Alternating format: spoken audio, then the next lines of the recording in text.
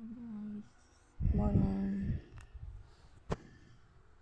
Matagal-tagal din akong hindi nakapag-video kasi nagkasakit si Inday. Kakagaling ko lang. Okay naman yung pakiramdam ko.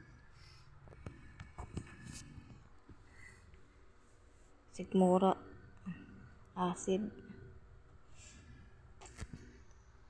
Oh, ang hirap.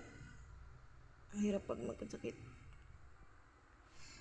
Ayaw ko naman talaga yung gano'n na turukan, pero wala.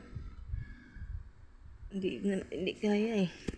Talagang naturukan eh. Pero medyo okay na yung pakiramdam ko ngayon. Iwas na lang sa mga bawal. Tsaka sa pagkain na pumayat na daw ako. Ang bilis ko daw pumayat.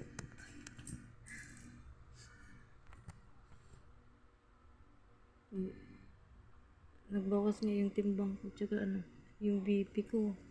Ang baba. Ayun. Ang daming gamot. Iinom yung straight. Hindi na makaligtas si Inday sa inom sa gamot. Alang. Bye-bye. Thank you.